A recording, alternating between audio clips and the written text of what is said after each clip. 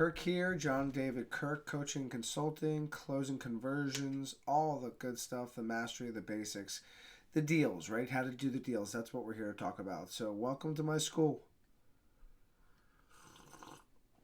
We are in session here. It's 11 a.m. on Saturday, March the 2nd, 2024, and I want to bring to you some of the most latest and dialed in pulse checking information on this real estate market to you so you folks can be as successful navigating these waters, because I believe in this market it always requires a heightened level of awareness and understanding of how the market trends work and where the market's going and the positions that our potential clients are in so we can accommodate most of them. So in our closing module, we've got creative financing, and then this is just going to be the basic overview of why creative financing is so powerful, not just to be able to use it as a solution to how deals are done when one option or one choice is not working, but to more so be able to pivot to it in a way where it can help you pivot back to the regular cash offer, because it increases your perceived value in the eyes of the seller. Somebody that's just speaking to somebody that's basic, that just gives up when they say, no, my offer is $50,000. I'm not going to accept that offer. And the other person's like, all right, well, how about if we come up to 55? No, I'm good. I said I wanted 80 and you're so far away. So thank you. Have a great day. Okay, click. Boom. That's where the average person is just done, right?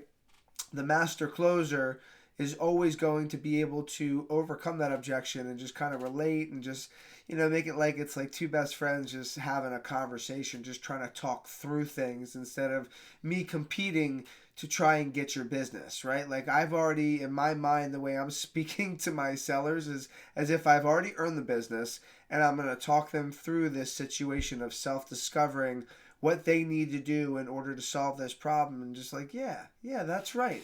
And, according to Never Split the Difference by Chris Voss, when you get them to say that's right, or you get them to agree with you, that's when all the momentum and the dynamic shifts into be like, you know what, I like this person that much more. Therefore, it's a higher probability of us doing business together.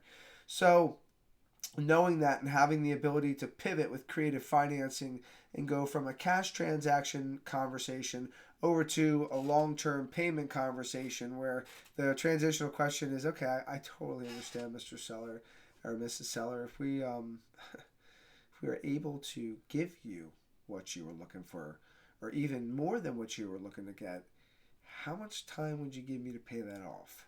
Right? Classic line from Cash Money Mike. He's one of the best seller finance teachers out there. Go and study him as well. I'll put links to all this stuff in our school. So everybody that I've recommended as well, and that I will recommend, I use. I get to prove that out to see if it works or not.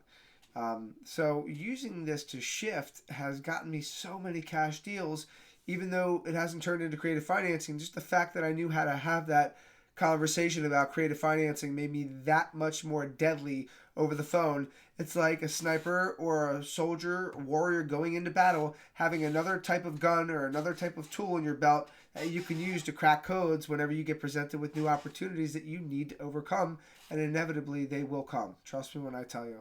So this is just like the master basics of them. Like, there's subject to, where it's you're doing a deal with somebody subject to paying off the mortgage that they owe on the property. That comes with its own risks and rewards as well. Not the hugest fan of that. I like doing creative financing in the seller financing realm when the seller has no mortgage and you're getting a 0% interest deal. I mean, getting a 0% interest deal, to be able to hand that over to an investor, you can assign that and make a very meaty profit on that assignment fee, or list and sell it, or do a fix and flip, or buy and hold, whatever you want to do, however you want to slice it. 0% interest are always going to be very valuable, in my opinion, compared to a sub 2, which you could have to do an acceleration clause. There's just still so many things, unless you're just taking them over and you're not putting out a lot of money, I would probably steer clear and do some seller financing deals first before you ease into doing subject to deals. So we'll go over the basics on all that stuff, and then we'll get into deal breakdowns and case studies. For deals that I haven't done, deals that I have done, all with doing creative financing. But more importantly, it's a tool that needs to be in your tool belt, which makes you a more well-rounded professional when it comes to your craft, which is working with sellers. Motivated sellers is who you should be speaking to every single day. When I'm in active production as a realtor, or when I was in active production as a realtor, my job was to speak to sellers all day, every day. And then when I started investing more, I had all the lines already through doing that to get the good off market properties. So it's all about, are you having the conversations? Are you making offers for them to work with you, to sell your property to them, to help them sell their property if you're a realtor? Doing creative options and alternatives, like you're being multifaceted, or are you just being that one trick pony? And if it's the one trick pony, this creative financing is going to be huge for you. So looking forward to seeing you guys in Creative Finance 101. This is just the basics of what you're going to learn as seller finance, subject to just being able. We're not going to go into wraps or anything extensive like that, because I myself don't even use wraps right now. I'm just direct to seller, and I structure the preliminaries, and then whoever's going to do the wraps is usually the end buyer.